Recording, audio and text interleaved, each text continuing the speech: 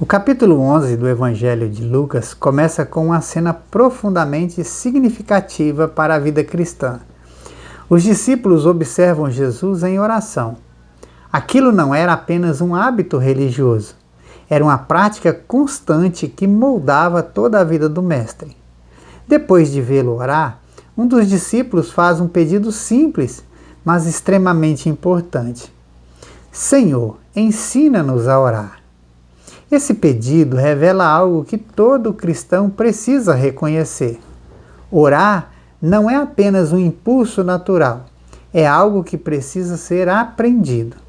Os discípulos já conheciam as práticas religiosas de Israel, sabiam recitar orações tradicionais, mas ao observar Jesus, perceberam que havia algo diferente em sua comunhão com o Pai. Então Jesus responde ensinando uma oração que se tornaria uma das mais conhecidas da história, a oração do Pai Nosso. Ele começa com uma palavra que revela a essência da relação com Deus, Pai. Essa palavra muda completamente a perspectiva espiritual.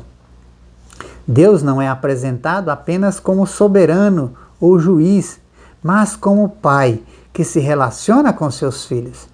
Logo em seguida, Jesus declara: santificado seja teu nome, venha o teu reino.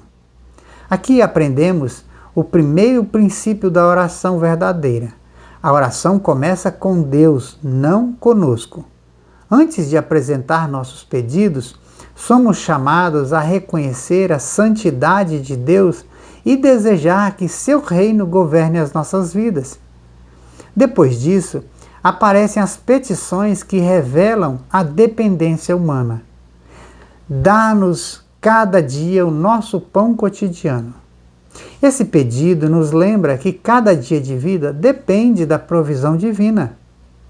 Em seguida, Jesus aborda algo essencial para a vida espiritual. Perdoa-nos os nossos pecados, pois também nós perdoamos todos que nos devem. Aqui encontramos uma verdade profunda. Quem experimenta o perdão de Deus aprende a liberar perdão aos outros. A oração também inclui o pedido por direção e proteção espiritual. Não nos deixe cair em tentação. Isso revela que a vida cristã é uma caminhada que depende constantemente da graça de Deus. Mas não apenas ensina uma fórmula de oração.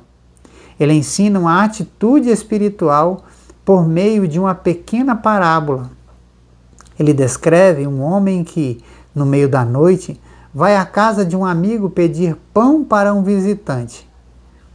No início, o amigo reluta em atender, mas Jesus diz que, por causa da insistência, ele acabará levantando para ajudar. Com essa história, Jesus ensina algo extremamente importante.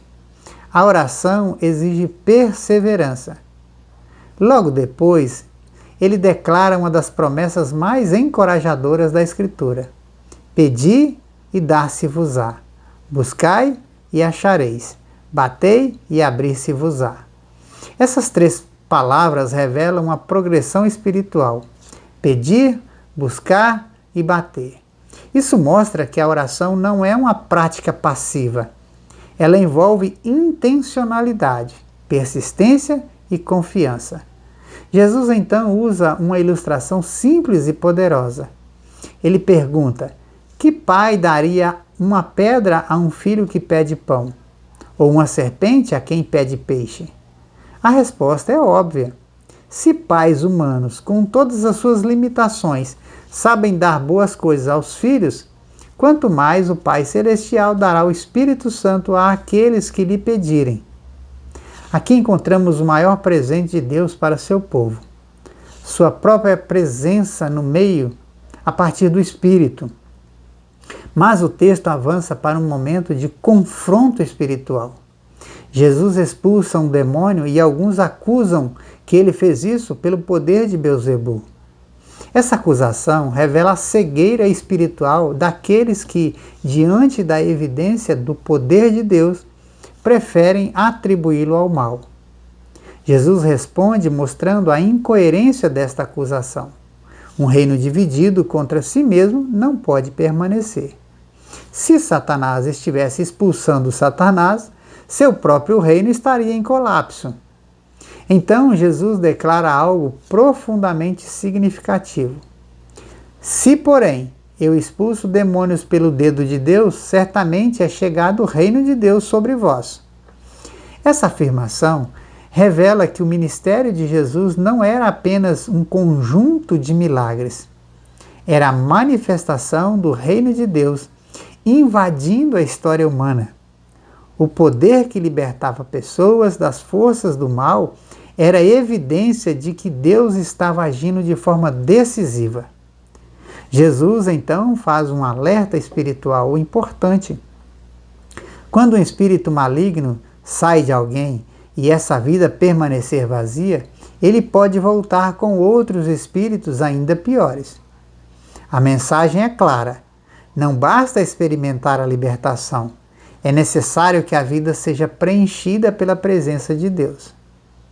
Uma vida espiritualmente vazia se torna um terreno vulnerável. E por fim, uma mulher no meio da multidão exclama: Bem-aventurado o ventre que te trouxe e os seios que te amamentaram. Ela está exaltando Maria, a mãe de Jesus. Mas Jesus responde de forma surpreendente.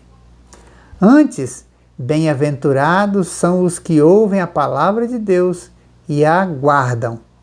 Essa declaração revela o verdadeiro caminho da bem-aventurança espiritual.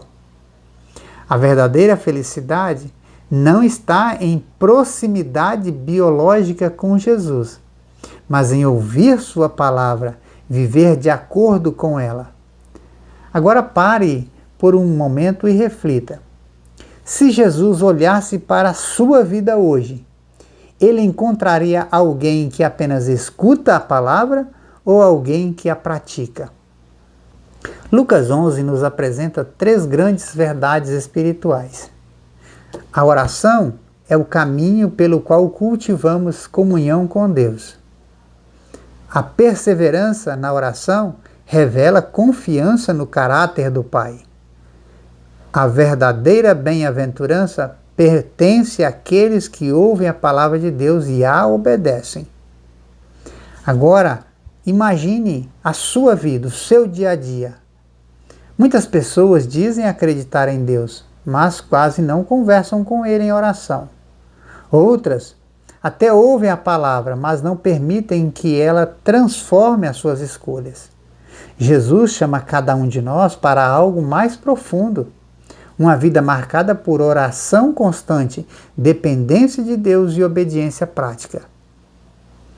Algumas verdades são muito importantes para a nossa vida. A oração não muda apenas as circunstâncias. Ela transforma o coração de quem ora. Deus nunca ignora a oração persistente de seus filhos. E uma vida cheia da palavra de Deus é uma vida espiritualmente protegida. A verdadeira felicidade pertence àqueles que ouvem e guardam a palavra de Deus. Mais uma vez a pergunta vem a calhar em nossa vida. Para você, a sua fé está limitada a ouvir a palavra ou está sendo transformada por ela todos os dias? Porque o reino de Deus, os verdadeiramente bem-aventurados não são os que escutam, são aqueles que vivem aquilo que Deus disse. Pense nisso. Que Deus te abençoe.